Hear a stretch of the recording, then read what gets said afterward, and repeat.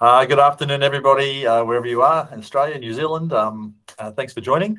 My name is Chris Betcher, and I'm joined by Steve Smith here. We're going to take you through this afternoon our Learn with Google 2022 session for March. It is March, isn't it? Yes, it is. We're calling this one Safe and Secure with Chromebooks and Google Workspace. We're going to talk about some Chromebook stuff. We've got some new Google stuff to show you as well. So thanks for joining. I think I can move to the next slide. Before we get started, I just want to acknowledge the traditional owners of the lands upon which we're meeting, at least here in Australia, whose cultures and customs have nurtured and continue to nurture this land. And we honour the presence of the ancestors who reside in the imagination of this land. And those lovely images you can see there, they were commissioned by Google by a bunch of Aboriginal artists, and they represent all the different, or some of the many different lands around Australia. I'm going to hand over to Steve for New Zealand. Kia ora whanau, ngā mihi nui kia koutou katoa, kia papatua nuku tēnā koe, ki te whare tēnā koe, ki te tupuna tēnā koe, tēnā koutou katoa tihei mauri ora. So welcome to you all, wherever you are. So welcome to the land you stand on, to the house you sit in, and to your ancestors who went before you to allow you to be in this place. So we'd like to also acknowledge ngā iwi Māori as the tangata whenua of Aotearoa, and we're committed to upholding the principles and partnerships of Te Tiriti. So welcome in today. Excellent. Good on you. Thanks, Steve. And just, we do this every month just so you get familiar with our faces. That's the team, the education team here in Australia and New Zealand, mostly Australia. Steve's kind of looking after New Zealand all on his own there. But we do work as a team. And today you have myself, Chris Betcher, and Steve Smith from Auckland. Kimberly may drop in and visit us later on. She's just caught up with something at the moment. And we'll see how we go. So today we're going to talk about a lot of Chromebook stuff. Some of which we've talked about before, perhaps, but not everyone comes to every session, so it might be new to you. Before we do, just recognise that the fact that Google produces this suite of tools called Workspace, which does a whole bunch of cool stuff. But on top of that, we have a platform of hardware that it runs on called Chromebooks. The beautiful thing about Chromebooks, hands up, wave at me if you use a Chromebook or your kids use Chromebooks. Quite a few people, fantastic.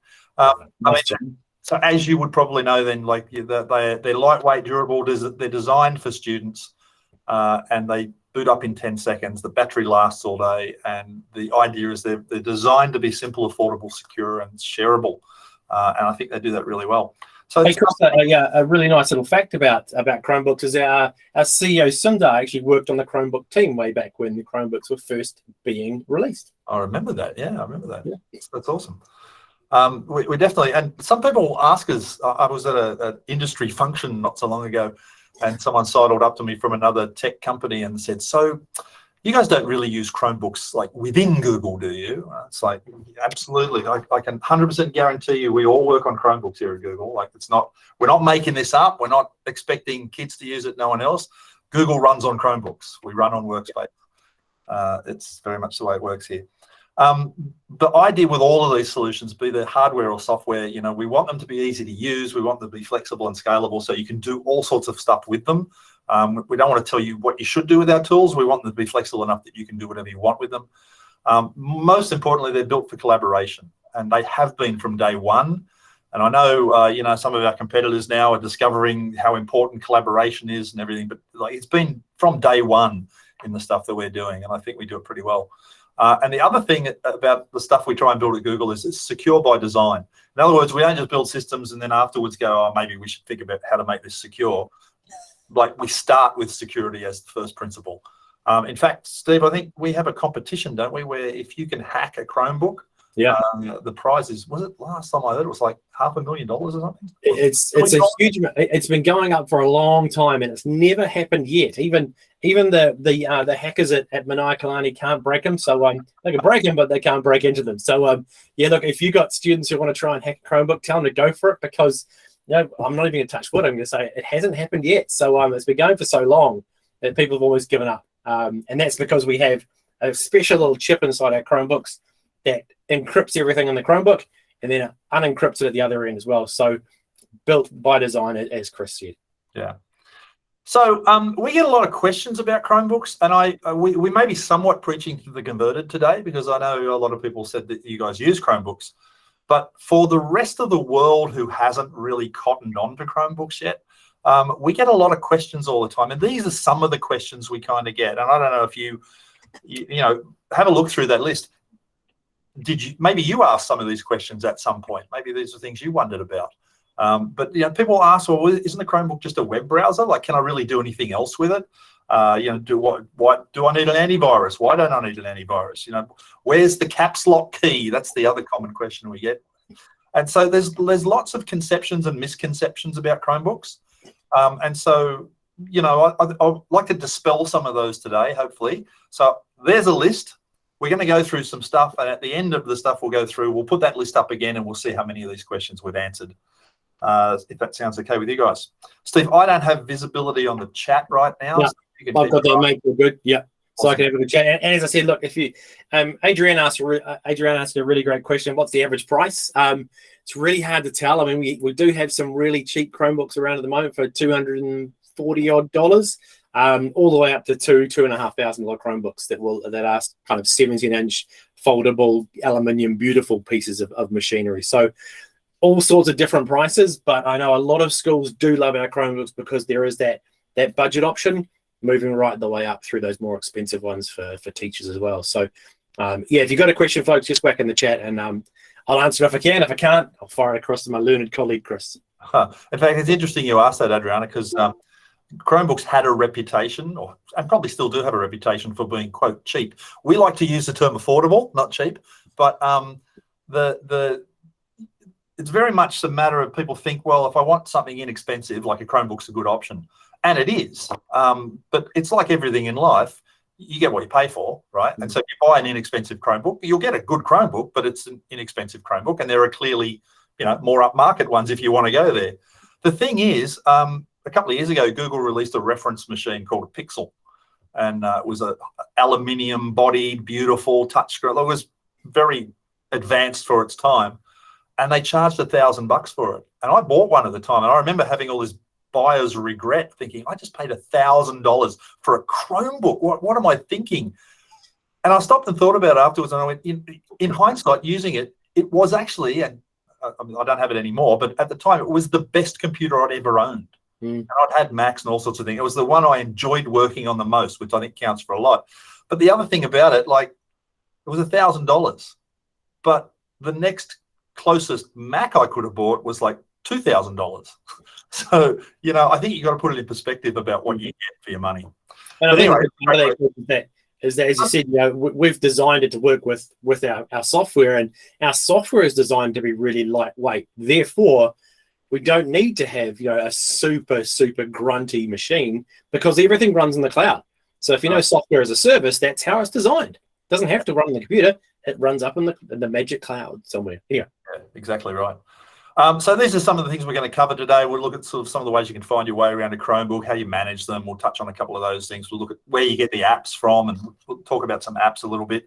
And then, there's a bunch of stuff we'll talk about. So the Chromebook keyboard, if you've ever used a Chromebook, or if you've never used a Chromebook and you come to one for the first time and you look at the keyboard, you go, oh, there's a few things here I don't recognize. So you've got some buttons along the top there that you probably do recognize, because a lot of computers have those for changing the brightness and whatnot. But then you've got these buttons over on the other side that kind of, what are they about? Well, it's because a Chromebook is designed to be, it was built for the web.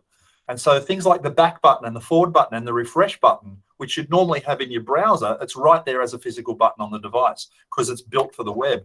Then you've got these other two little buttons there. One is to go full screen. The one on the left, the yellow one, there's a full screen button. And I think a lot of people overlook that button. But when you press full screen, the toolbars across the top on the tabs and everything, and the toolbar at the bottom, they just go away. So if you've got a student working on an inexpensive, affordable Chromebook, right, that has a slightly smaller screen, and typically it'd be like an 11 or 12-inch screen, when you press that full screen button, you get the equivalent of like a 13-inch screen. So you actually get quite a bit more screen real estate by going full screen. And it's just a matter of pressing it to come in and out of that full screen mode. So it's really handy. And the other button next to it is all your open windows, it scatters them all over the screen. On the Mac, I think that's called Expose. I don't know what we call it here. It just puts your windows all over the screen. Same kind of thing. And then you can jump from window to window really quickly. That button there, the blue button, probably the most important button on a Chromebook, in my opinion, it's the search button. And well, we'll talk about this later and give you a couple of examples of how it works, but the search button lets you search not just your Chromebook, but your Google Drive, all your files on the machine, the web in general. So if you're looking for something, that's the first button you should go to. And then you can search everything everywhere. In fact, its nickname is the everything button. A true story. And you might notice that that's where the caps lock button would normally be, which is why people ask that question, where's the caps lock button, right? We'll talk about that in a sec as well. And then, of course, you've got your usual modifier keys down the bottom, Shift, Control, and Alt. And when you press those keys in concert with the other keys, you can get it to do a whole bunch of things. So a lot of keyboard shortcuts. Two little pro tips for you. If you want the caps lock button, so if typing away and I hear part of my sentence coming up here has a whole bunch of capital letters I need to type, and you don't want to hold down Shift to do it, if you press Alt and the search key, in other words, the key where the caps lock normally would be, right? Just press Alt, search, and it switches to being a caps lock temporarily, and then you press Alt, search, and it switches back out of being a caps lock afterwards. So, you definitely got a cap. I had a school come to me and say, I like Chromebooks, but I won't buy them because they don't have a caps lock key. They actually do, right? Just got to turn it on. And the other pro tip, you've got a backspace button, which eliminates the character to the left. But if you want to eliminate the character to the right, like a delete key, just hold down the search key while you do backspace, and you'll get the same effect. Okay, so a couple of things there. Trackpad gestures. I worked in a school for a long time, and a kid came up to me one day and said, Sir, I've discovered that if I want to get like the right-click menu, I can just touch the trackpad with 2 fingers. And my reaction was, well, isn't that obvious? And apparently it's not obvious to everyone. So, and it might not have been obvious to you. I don't know. So if you touch the trackpad with 2 fingers, that's the equivalent of a right click, right? Because if you come from Windows land where you have a right button and a left button, right, and you come to a Chromebook or a Mac for that matter, and there's no buttons, you kind of go, how do I do a right click? Tap with 2 fingers. If you scroll with 2 fingers, that's the equivalent of scrolling the page up and down, right? Don't go hunting around with your mouse and try and grab the little scroll bar down the side, and that's a slow way to do anything, right? Just drag with 2 fingers. If you use the 3-finger drag, that will go into that expose mode that I talked about, where it exposes all the windows. And the last thing that's kind of neat to know, if you use 3 fingers to swipe back and forward on a Chromebook, you'll actually switch tabs. So if your number of tabs open in the browser and you just drag 3 fingers across, it will move from tab to tab to tab to tab. Really quick way of working. Some of the things you'll find on a Chromebook, you've got a thing called Files, which is the Chrome OS file manager. So if you're a Windows user, you probably use Windows Explorer. If you're a Mac user, you probably use Finder. In Chrome land, it's just called Files, and it's where you manage all your files.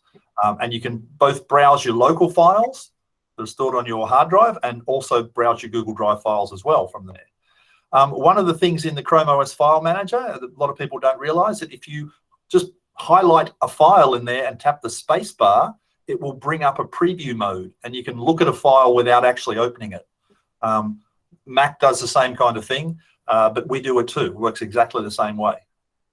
The other thing a lot of people don't realize about a Chromebook is if you have other file systems, so let's say at your school you still have a Windows file server somewhere, or you use Dropbox, or you use some other filing system, you can actually get your Chromebook to mount those other filing systems. So, from your Chromebook, you can go and browse the Windows server if you want to. So all of that's built in.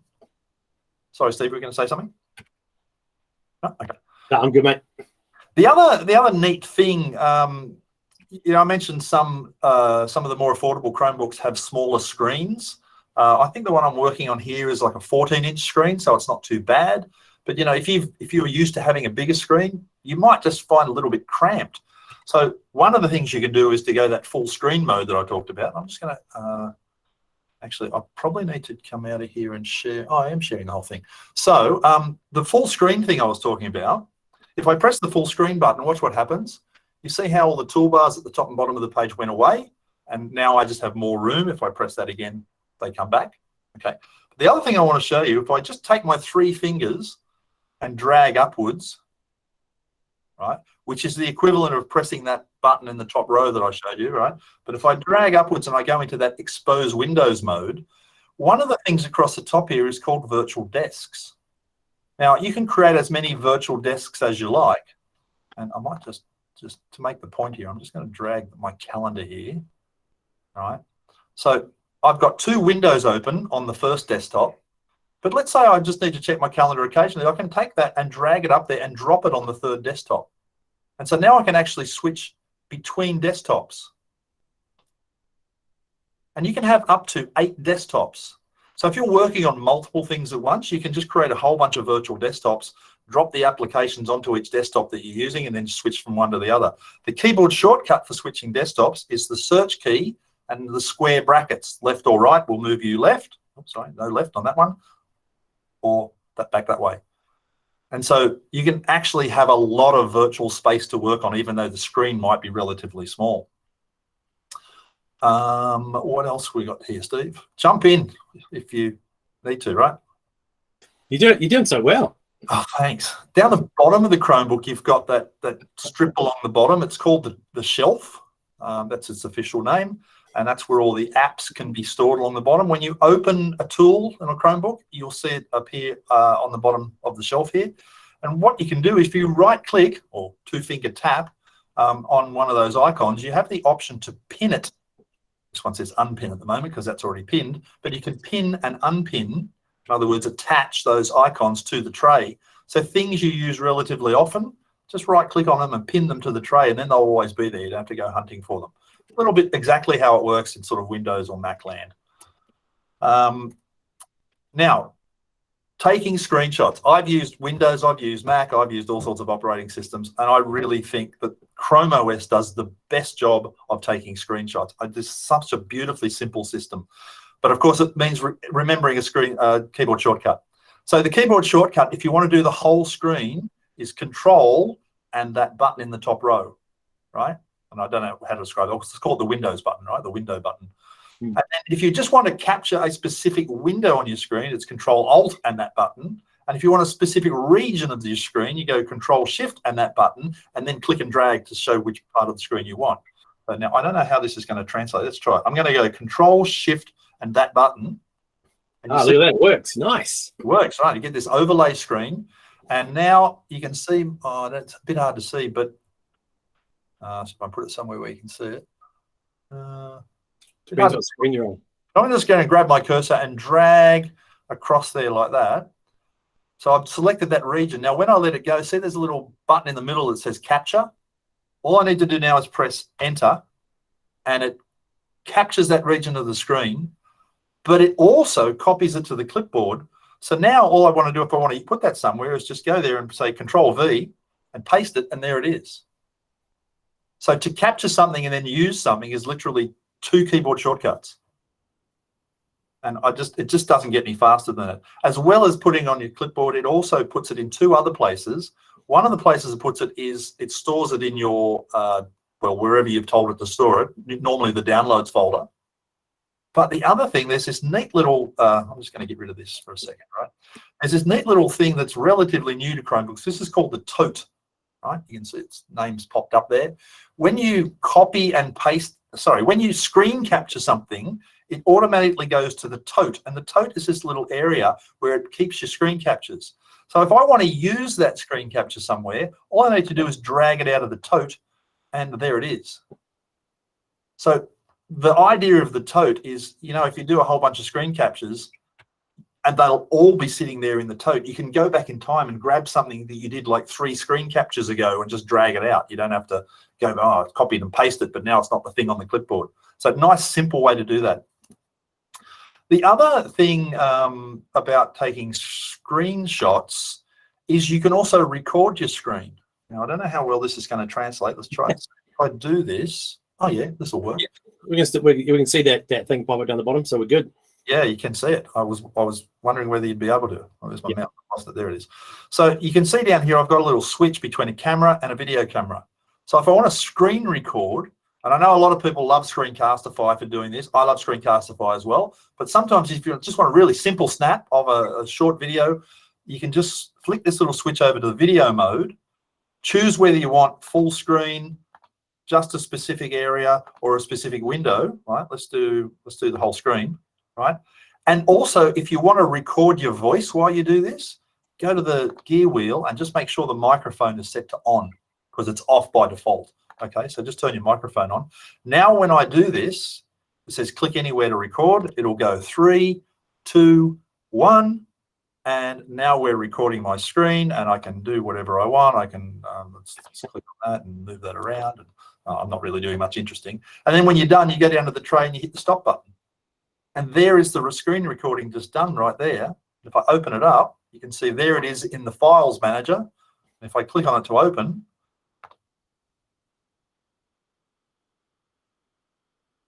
I don't know where that audio is going. I can't hear it, and maybe it's just turned down too low. But yeah. But there's the video going. So that was just the little screen recording that I just did. So you can then take that and upload it to YouTube, or put it in your drive, whatever you want to do with it, right? So it's a nice, simple, easy screen recorder. Even though you've got other tools like Screencastify, this is a nice one as well. I mentioned keyboard shortcuts before. There's a ton of keyboard shortcuts. There are too many to tell you about. So the easiest way is just remember one keyboard shortcut: Control, Alt, Slash, right? And if you can't remember the slash, just remember, usually you're looking for help, it's the question mark key, right? So if you go Control, Alt, question mark, this thing pops up, and this is all your keyboard shortcuts on the Chromebook. So let's say I can't remember how to copy, right? So you type in the word copy, there you go, it's Control C. So you just do a little search for what you want at the top, and that's how you can find almost any keyboard shortcut just from one. It's the one ring to rule them all. And that works across multiple different apps, isn't it, Chris? So okay, that's a good point, Steve. So when I go Control Alt slash, I get the keyboard shortcuts for the Chromebook, right? Now, if I leave the Alt key out of that, if I just go Control slash, I actually get the keyboard shortcuts for slides, because I'm in slides, right? If I was in Docs and I did Shift slash, I'd get the keyboard shortcuts for Docs and all the other apps as well. But if you want it for the Chromebook, it's Control Alt slash. Nice. Okie dokie. Desktop wallpaper. There's some lovely desktop wallpapers on the Chromebook. I'm just going to minimize this for a second and just get rid of that. So this is the desktop, and obviously if I right click that, you've got this ability to set the wallpaper, and you've got a whole bunch of beautiful wallpapers here to pick from. And it looks like we've got a new wallpaper picker, material design wallpaper picker. Oh yeah, so that's the new materials idea that was released with the Pixel 6, where you can look at the idea of a material. So it kind of can be lots of different things. That's art, pictures, colors, feelings, all that sort of stuff. So, and you can upload your own as well. So this also looks at your Google Drive. So for example, if you you can put your own backgrounds in as well. So all right, let's go back to where we were. So desktop wallpaper, every kid loves to change their desktop wallpaper, right? So let's go back to our slides. The app launcher, I mentioned that search button before. Let's just kick out of here again. I'll just show you that. So if I press that search button, this little overlay pops up, and now I can search for anything. So let's say I've got something on my drive, a particular app that I want to use, like Gmail, GM. Oh, there it is there, right? I only did type GM, right? Or let's say I want to search for, I've got a document here called Learning with Google, okay? And there it is, just I found it. I just type the first few letters and it finds it. And it's really quick. It's a really quick search. And of course, if I want to search for something on the internet, like Steve Smith, Australian cricketer, right? Yeah. Now I've searched the internet. So that search button there, when it brings up this search box, it'll search either my computer or my files or the internet, all from one place. It's such a time saver once you realize that, because you don't have to then open Chrome and go to the Google homepage and you do it there. You just like one button click and you're right in. So that's pretty neat. And if you click the little upward key here, this is where any apps you've got installed on your machine will show on this screen. Now, I will tell you this is going to change shortly. There's an update to this coming in. I think it's Chrome 100, which is about to be relaunched. We're currently on Chrome 99.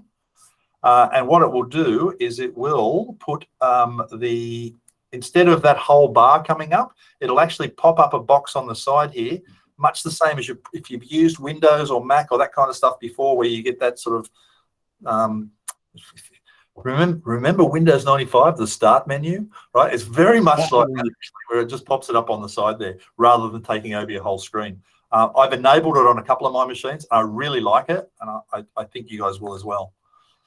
So that's something to think about.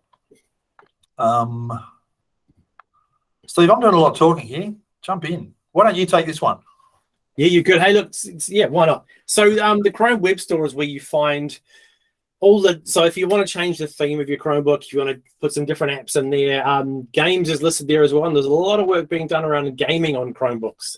If you're into gaming on Chromebooks, have a little research around Steam on Chromebooks. So the Chrome Web Store is where you can choose a whole lot of extensions and themes. And obviously, if you are managing your school Chromebooks, you can choose to push out different extensions and apps from the web store as well. So things like, one of my favorite is the stop motion animator. So you could use stop motion animator, choose that. It'll be sitting on your machine.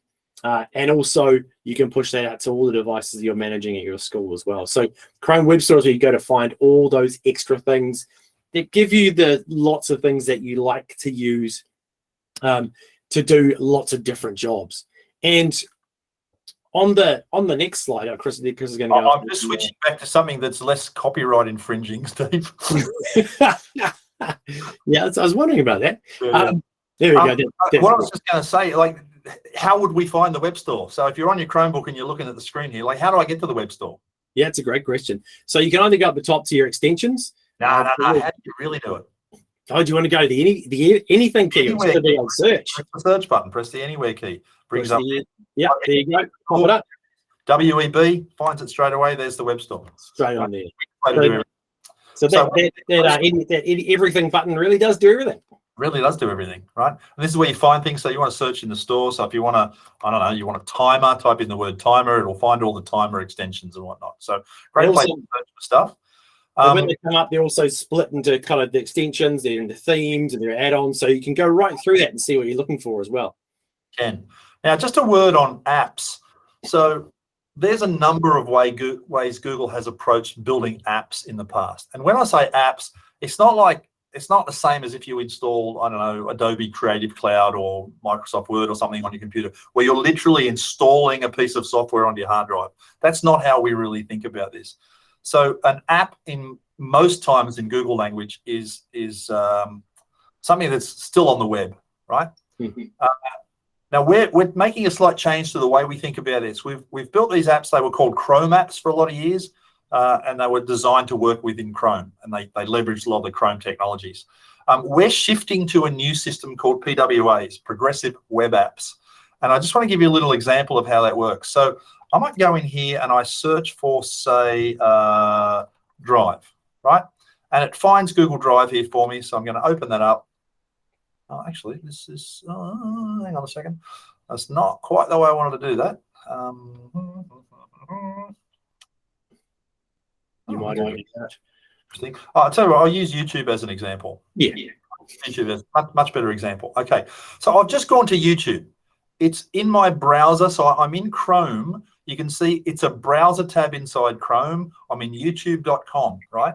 But if you're eagle-eyed, you'll notice there's a tiny little icon right there that looks like a picture of a computer with an arrow pointing down on it, right? Wiggle my mouse around so you can see it, right? Yeah. When you see that little icon, what it's telling you is this particular web page also exists as what's called a progressive web app. And so when I click this, what it'll say is, do you want to install this app? And you think, what do you mean install this app? It's a web page, isn't it? Well, yeah, kind of. But if you hit this install button, what it does, watch what happens. It'll disappear as a tab and it'll open up in its own window. And this own window now doesn't have tabs across the top of it. It behaves like a normal, what you would normally think about if you come from a traditional computer like a Windows or a Mac, what you think about as an app. The other thing is if I minimize this now, it actually goes down. I'll bring my toolbar up because I've got it set to go away at the moment. I'll bring it up to stay. That YouTube app now stays there. Now, if I click that, it opens it up like a window. If I click it again, it goes away like a window. In other words, now that I've converted that tab into a progressive web app, it behaves exactly the same way as a normal sort of application that most people would be familiar with if they'd come from a Mac or a Windows computer before.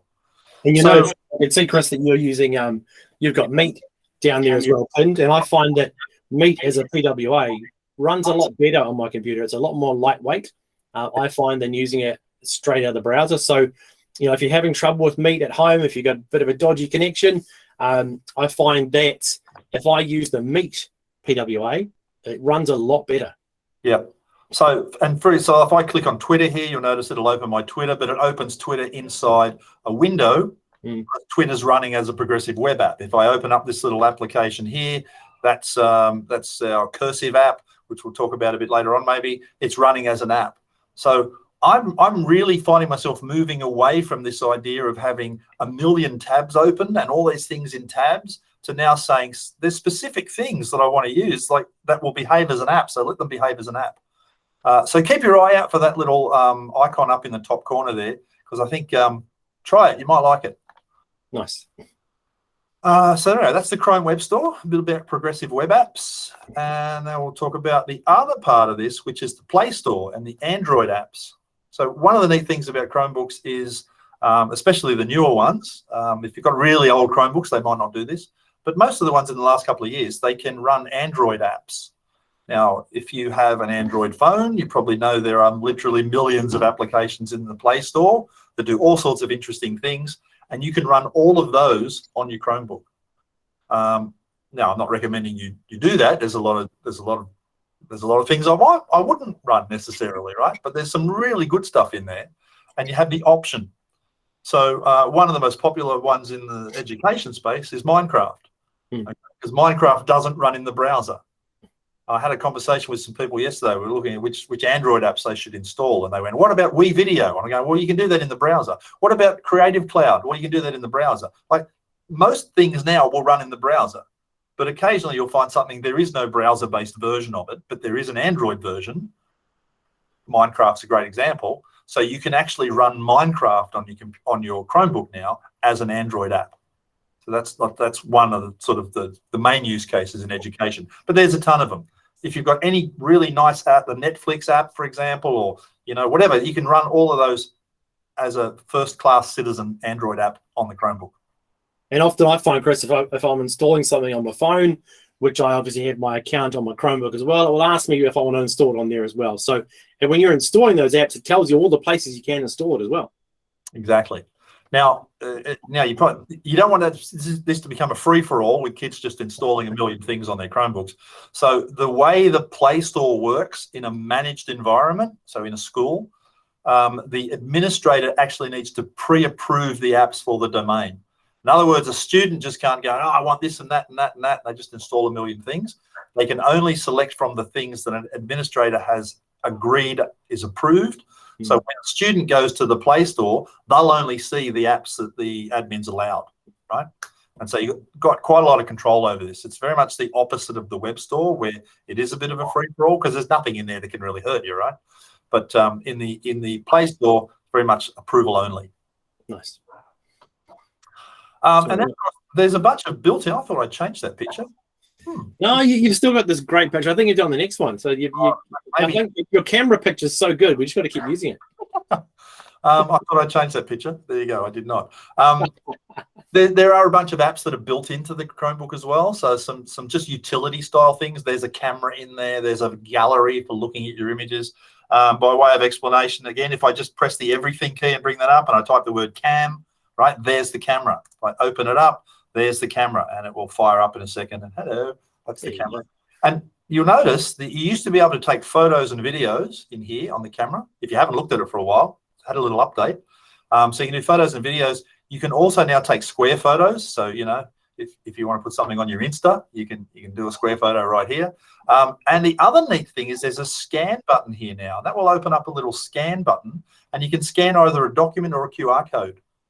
So if you want to give students a QR code, I don't know, you're doing a treasure hunt or something in the classroom and they've got to follow a QR code, you can just hit this QR code button and they hold up the piece of paper with the QR code there. It'll scan it and go straight to whatever the resource is, assuming it's a web-based thing. And if you go to document, And I didn't bring one with me, unfortunately, but if I was to hold up a book or a page or an A4 page or something in front of that camera, it would actually highlight it, identify it as an image or as a document, and then when you hit the scan button, it converts it to a PDF for you. So that's all built in there now. And also, when we're talking about PDFs, Chris, if you open a PDF, if you save a PDF to your Chromebook and open it up, you can now write on PDFs inside your Chromebook. So if you save it to your files, so you scan it, save it to your files, and then open it from files, you can write on that PDF and then save it with the annotations on top as well. So nice little built-in feature with PDFs on a Chromebook as well. Yep. I know what happened, Steve. I duplicated that slide, and there's the actual slide I meant. There you go. There you go. I knew I did it. I wasn't going crazy. It's built-in apps. You got the camera app, and it does the QR codes. Yeah, there's a built-in calculator. So if your kids need a calculator, hit the search bar, go calc. Right, there's a calculator built in right there, and I think you can go up here and where is it? It's the green bit. So if you just hit the sides there, so there's a regular calculator, a scientific calculator, and an even more scientific calculator. Whatever that is. Yeah, for the things you don't understand apart from math teachers. Exactly. And look, I don't want to overlook this idea of accessibility. I did a talk for some people this morning about accessibility. The importance of being able to design a system that caters for kids with all sorts of needs. So whether it simply be, they need that they want to be able to highlight a piece of text and have it read to them, or whether they want to be able to dictate into their computer and have their voice turned into text, whether they need to be able to zoom in on something because I wear glasses. If I didn't have glasses, I couldn't see a thing, right? So being able to make things bigger on your screen. Can I do it here? Right. But auto clicking for really young students who perhaps have trouble clicking the trackpad, you can actually set it up so as soon as they move over on something, they don't even have to click; it just automatically clicks for them. You've probably noticed that when my cursor moves around, it's got a little red ring around it, and when I stop moving it, it goes away. That's one of the cursor modifications that you can do in the accessibility setting. It's called highlight mouse cursor, right? And I use that all the time. I just find sometimes I lose the cursor. So it helps me, and it's not designed specifically for me, but it's a great feature. So lots of great accessibility stuff that's built right into the Chromebook. You don't have to, there's no extra things you need to buy or anything to do it. Let's just talk for a minute about switching to Chrome apps. One of the biggest objections I hear from schools that are, they've got Windows machines or they got Macs or something, and they're contemplating the idea of using Chromebooks. I have a touch screen. How do I turn the touch screen off? Don't touch it, Craig. I don't know. I don't know. You can turn a touch screen off. That's a really good question. I don't think I've ever thought of that, Craig. That's a great question. Can you turn it off? I don't know. I'll have a look and see if I can find I'll out. have a look while I carry on, and we'll see if we can get to that for you. Yeah. Hey, Chris, while you're there, Julie did ask about reversing cameras so you can take a photo of something other than yourself. So down the bottom left-hand side, if you just open that camera app for us again, Chris, just show us the switch camera on it. So if you have multiple cameras, this computer I'm on doesn't have a second camera, right? Oh, gotcha. Computers that are being sold into classrooms now have what's called a webcam and a world-facing camera. Yeah. And if it has two cameras on it, then you can switch between the two cameras. I don't have a second camera on this particular machine, so I don't have a switch to switch cameras. Gotcha. Yeah, but you'll find that. So the bottom left-hand side, there's kind of it looks like two arrows in a circle, and you can click that and we'll choose a different camera. So if you have different cameras switched in, you can use that as well. Yeah, I will say the cameras on Chromebooks have gotten a lot better. I still don't think they're as good as I'd like them to be, but I'm spoiled. I've got a Pixel phone, so it takes beautiful photos, but they're a lot better than they were. And I think you can take a pretty decent photo on a Chromebook these days if you have enough light. That's the kicker. When you're switching to a Chromebook, and just a couple of thoughts on this, if you're coming from Windows or Mac and you're thinking about coming to Chromebook, one of the first questions will be like, well, hang on, I used to use this app and there's nothing like that on the Chromebook, or I can't install Microsoft Office on the Chromebook, or I need Photoshop, or those kind of things that people say. So just a couple of thoughts about that. And that is, I just want to step back a second and go, what are we doing here? Are we teaching kids to use Microsoft Word, or are we teaching kids to write? Are we teaching kids to make graphics, or are we teaching kids to use Photoshop, right? Because they're two different problems. And I think if you come back to the stage and say, well, the thing we're really trying to do in education is teach kids to create, present, and persuade, and describe, and evaluate, those sorts of things. Those verbs that we ask kids to do, I've been teaching for 30 years, and those verbs haven't changed much in 30 years. But tools that I used 30 years ago don't exist anymore, right? So the technologies change all the time, but the underlying verbs that I want my students to do are pretty timeless. So what I suggest to people sort of getting a bit hung up on, oh, I can't use Word or whatever, is like, what are you actually doing? Are you teaching kids to word process, right, or write?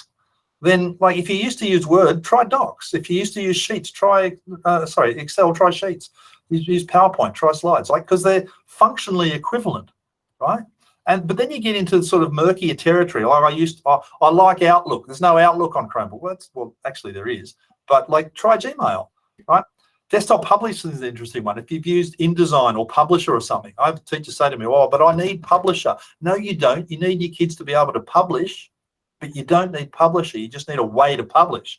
So there's lots of ways to do that. You can do it in Google Slides. Lucid Press, if you really want to get fancy with your publishing. Like, there's tons of tools. The number of teachers have told me that they have to have the Adobe suite.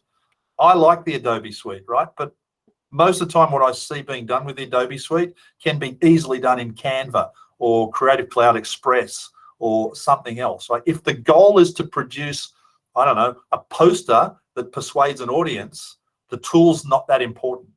So I think there's a lot of solutions to these problems that people see as problems. Down the bottom there, you see there's a little link I put in there, bit.ly/switch to Chromebook. I don't know, maybe Steve, you can drop that in the chat. We've just assembled a list of all these different sort of functional areas and the typical sort of non-Chromebook tools that people would be used to, and then some alternatives you can try on a Chromebook. And there really is, like, I think the end result of, you know, all of these things I'm showing you here is, you know, to get down to this end conclusion there, that like these days, almost every class of software is either it's 100% web-based or it has a web-based alternative. There's almost nothing that doesn't fit that now. There are a few things, but not many, right? So that means, like, really almost everything you need to do, you can do on a Chromebook. So you start to take all the other advantages of a Chromebook into account, the fact that they're more affordable, the fact that they're more secure, the fact that they're, you know, easier to manage. And you kind of go, I might be trading off because there's like this one program that I can't use anymore, but I found a decent alternative to it, and I get all the advantages of Chrome, and, you know, I just have to give up one little thing, you know, or modify one little thing. I think it's a real mind shift that people need to make. Steve, did you want to talk about this one? Yeah, sure. So so there's a couple of different ways to manage those apps. So we've talked about apps and extensions and all those great things you can get on Chromebooks. So there are a bunch of different ways you can manage them. And when you are managing a Chromebook, so using a Chrome Education Upgrade license, you can do things like you can force them all out to the enrolled Chromebook, so everyone gets them. So if you're using something like Text Help or Stop Motion Animator, force them all out, everyone has them. You can also block different Chrome web apps that you don't want, and you can choose a list that you do want to push out as well. With the Android apps and also Linux apps, because you can get Linux apps on some Chromebooks as well, you can enable, and you can, what you've got there is manage the Chrome store. So you can have an allow list that students can choose from if you don't want them to go out of the show. And then the right-hand side there, we have something called kiosk apps. So kiosk apps is where you launch your Chromebook in the kiosk mode, and it means you can only go to that place. So if you're doing online testing, for instance, you set up kiosk mode and you say the one place that Chromebook can go to. So it might be the online test, and if you have a helper bot installed as well, you can go there, and that's all you can do. So those are 3 different ways you can manage those different types of apps using your Chrome admin. Now, obviously, a lot of you may not have access to the admin console, but it's good to know what you can do, so you can always ask your either managed service provider or your IT person at school about that. Excellent. Thanks, Steve. The good folk at Gundagai PNC have just put a question in here about, it's a very New South Wales Department of Education specific question, so I can come back to you and talk to you about this afterwards if you like. But yes, the department has just put in a system where schools can manage their own deployment of apps internally. It's called Delegated Admin Access. I'm working with the department at the moment to try and put together a package for schools to help them understand how that works and what they can do. So hang tight on that one. We should have something for you in the near future. Awesome. So just to come back to those questions, those sort of, myths or, misunderstandings or whatever that we started with, like, I hope we've addressed a lot of these here. I think we've addressed most of those. A lot of the answers to these questions are, yes, you can do a lot of these things. And no, the world won't fall apart if, you move to a Chromebook. In fact, it's probably likely to get a whole lot easier. There's a good question there, Chris. Can I print from a Chromebook? Absolutely you can. In fact, so there's a number of different ways you can do that. If you're like me and you're a bit old school, you can plug in your USB and just print straight to your printer if you want. Or, I know Chris is like, well, what are you talking about? Or you can either use, you can print with, if you're at home, obviously, you can print within your network. At school, there are also different ways you can add, and you can print from your Chromebook. Great one that's used in lots of schools is a lab called PaperCut, which allows you to connect to basically cloud-enabled printing inside your school. So again, have a chat to your school about what they've already got set up. Some even photocopier companies will set up a little link between your Chromebooks if you need to print. It's always a great question. I have to admit, Steve, I've been spoiled over the years with how easy printing is on a Mac. And I bought a little printer from home just at the start of the pandemic. It was a little laser printer. And when I bought it, I made sure I bought it, it said on the box it was a network-capable printer. I brought it home, plugged it in, set it up. It automatically detected itself on the network. Then I opened my Chromebook and I thought, okay, how do I do this? And I just looked at, the printer's already there. Like I literally didn't do anything. It just appeared in the print list. So it's actually, I found it actually easier than the Mac, which surprised me. So it's amazing. Okay, we have about 10 minutes left. We're going to whiz through a couple of new features that are coming to Docs, and they are, I think, pretty exciting. Form summary links, smart email templates in Docs, and Steve's going to tell you about a thing called practice sets, because he knows more about that than me, but it looks really exciting. This practice sets came out today, this morning. It was announced. So first thing is forms summary links. Some of you know that if you create a Google form and you allow people to fill it in, when people fill it in, the results go into that summary page, right? And it will draw these nice little graphs for you and sort of, draw bar graphs or pie graphs, depending on the type of question you asked.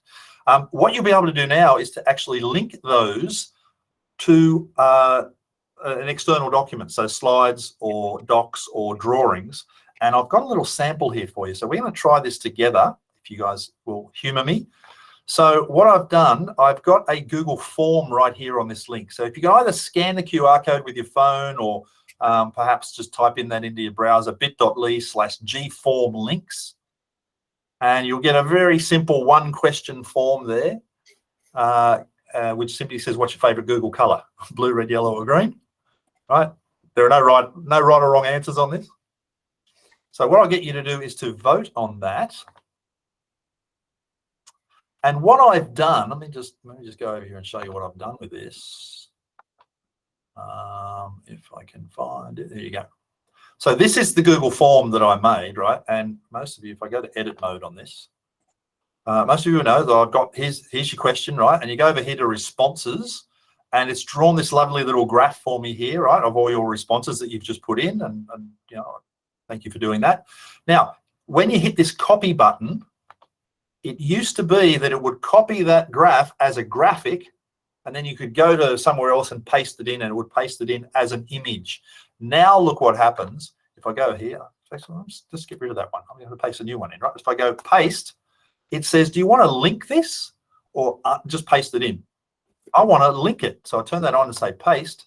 It pops it in like that, and you notice there are your results. So it's carrying your results across. Now, if you get a sec, go back and do another vote. Right, go and vote a second time, because what will happen every time that someone updates that data, this update button appears. And when I click the update button, it'll go and grab the latest bit of data and update the chart. So if you're doing a survey or something and you're presenting the results to the principal or the parents committee or whatever it might be, you can have that form still live collecting data while you've actually got the slide deck, presenting the results. And if more data comes in, you can update it on the fly. I think that's a fantastic new feature. I'm really excited about that one. I can think of a million uses for that. Thanks for everyone for playing along with that. If I just go in there, no more things. Okay, Steve, you want to talk about draft email templates? Yeah, sure. Let's just. What I'll do is I'll jump in and I will share my screen. So I'll awesome. So I'll boot you off. Sharing mine. There you go. Oh, actually, I'm going to come back to a question that Julie had earlier. So where's there we go. I just found this little thing about so there is a mirror screen on some Chromebooks as well. So you might find that is what you're talking about, Julie, with the mirroring your screen. So it actually flips it from left to right. So there's a couple of different things you can do there. And it may just be the model of Chromebook you have. So that hopefully that will help to answer that little question there.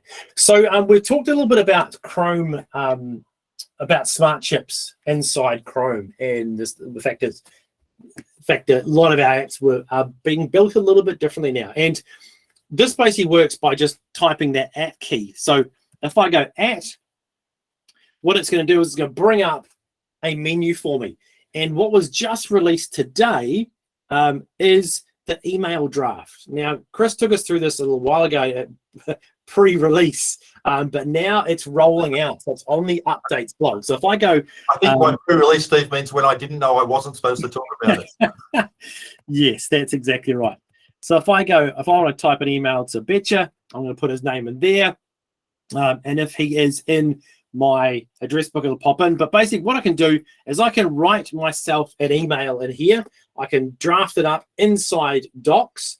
I can then click on the little button there and it will send it over to Gmail to preview it. So you can make your email look nice. You can put all your stuff in there and then flick it over. So that's direct from Docs. So it's a nice little thing that has just dropped in publicly today.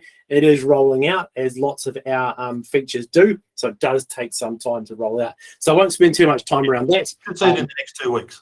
You will indeed. You will indeed. And that's on the Workspace updates blog. We'll give you a whole lot more information about that, obviously. Yeah, and the link is in the bottom of the slides, which we will share with you, of course.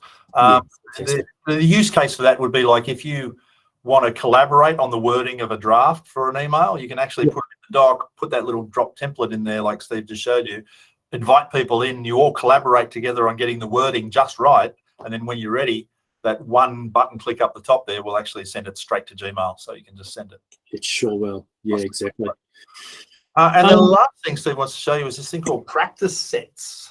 Yeah, so this is something that we kind of hinted about a couple of webinars ago about something really cool that was coming into Classroom. And it was just released this morning, about, I think, New Zealand time, about 4 or 5 o'clock this morning it was released. It's been sitting around for quite some time. If you remember back to an app called Socratic, which was a homework app where you could type things into it and it would give you a whole lot of suggestions. Socratic is fantastic. The idea was to build that functionality into Classroom. So what it will do, you can see down the bottom there's a little, I'm just going to go full screen here, and hopefully the video is not going to play. There is a little mock-up of what it looks like down the bottom here. So basically inside Classroom, you can give students... Actually, we've got 4 minutes. The video only goes for 3. Why don't you show the video? Okay, why don't I do that? So this was posted to YouTube this morning. I'm not breaking any secret thingamajiggy, so let's have a listen to this. Learning is personal. Students stay more engaged and learn more effectively when they get feedback right away.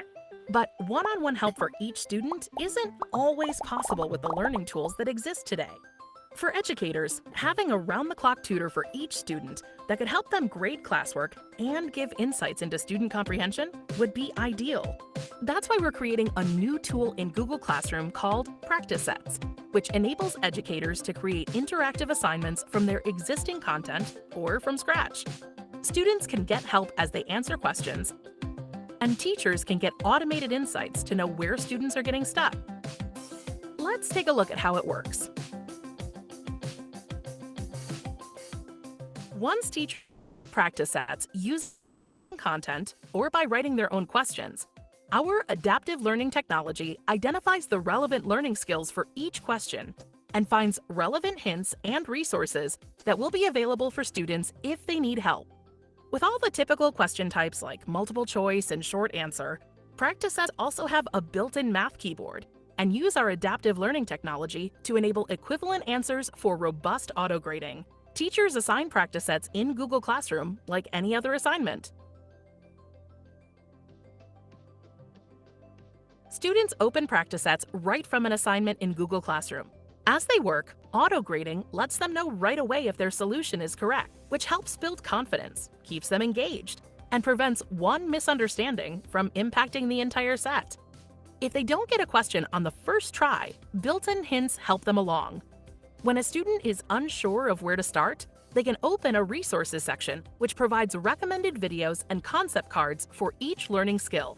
Additional features include designated space to show their work, allowing them to demonstrate understanding while giving their teacher visibility into their thinking.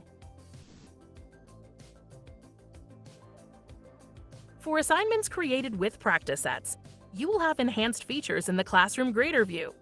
Teachers get a quick view of class performance and can see student work for every attempt they make per problem. Automated insights reveal class-wide trends, so teachers gain visibility and can adjust their teaching plan if many students struggle with the same question or concept. With practice sets, students get the help they need faster, and teachers get actionable insights about their class. We understand that no two learning journeys are the same, so we're building tools that work for you. So there you go. It's pretty interesting. It'll be sitting right there in Google Classroom. It launched today, so you should see it appearing shortly, I would think, Steve. Or is So it the beta it launched today, and if you go to that link down the bottom, you can sign up too. And it is a beta at the moment, so it is very much at the beginning of the experience. All the functionality is built in there. I've been having a play with it, and it's great. And there is more and more and more to come. So if you want to get involved with that beta, you want to have a good play with it. Also give feedback on how it's working as well. There is functionality sitting there already. Go down the bottom to that link, or just do a quick search for practice sets in Google Classroom, and there is a beta you can sign your school up for. The team will get in touch, bring you on board, work you through it, and also let you have a good play with it pre-launch. And it will launch completely later on this year. So the beta is launching this morning. Excellent. I see Adam had a question there about restricting students who jump on Minecraft during maths or writing time. We might, at the end of the call, Adam, if you can hang around for a couple of minutes, we might jump onto that question there rather than sort of go into the weeds with it, because we're right on time. Steve, just go to the next slide if you don't mind. Just a reminder, thanks to everyone for coming along today. We are running this series of Learning is personal. I always do that. Come on, there we go. This is the second of our webinars for the year. We've got one coming up every month for this year. It's the third Thursday of the month at 3:30 Australian time, and AEST, and 5:30 New Zealand time. And next month we're talking about student success and reporting for Workspace and education. So we'll be digging into probably a whole bunch of feedback and assessment type stuff. So hopefully you can join us for some of that. And if you know anyone who isn't registered to attend these and would like to, feel free to pass the link on. We will always take the recording and the slide deck and we'll attach it to the calendar invite you were sent. So you'll be able to find everything right there in the calendar invitation. And then just finally, Steve, if you want to go back and look at any of our past webinars that we've done, we've been collecting these over the last couple of years, and it's quite a good selection there now. bit.ly/AUNZ_webinars is where you can find them all. And finally, if you would like a certificate for giving up 1 hour of your valuable time for being here today, there's a QR code and a short link there, bit.ly/GFE certificate. If you want to head over there, there's a form you can fill in. It will auto-generate a honour system certificate for you if you tell it you've been here for an hour, and it'll send it straight to you. Rightio. Thanks, everyone. Appreciate your valuable time. If any of you are here from either South Australia, Victoria, or New South Wales Departments of Education, there's a couple of specific links in there. Some of the things we cover in these webinars are not always totally available for every education system. They tweak things. So, you know, if you want to talk to someone, those are the addresses you need to talk to. Perfect. See you next time. Thanks, Steve. You might as well stop the recording. Thanks very much, folks. We'll hang around for a few minutes if anyone wants to chat. And Melinda has her hand up, so we should answer her question first because she's very polite and raised her hand. Excellent. Thank you, everyone. Bye. Thank you. Thanks, Adriana. Melinda.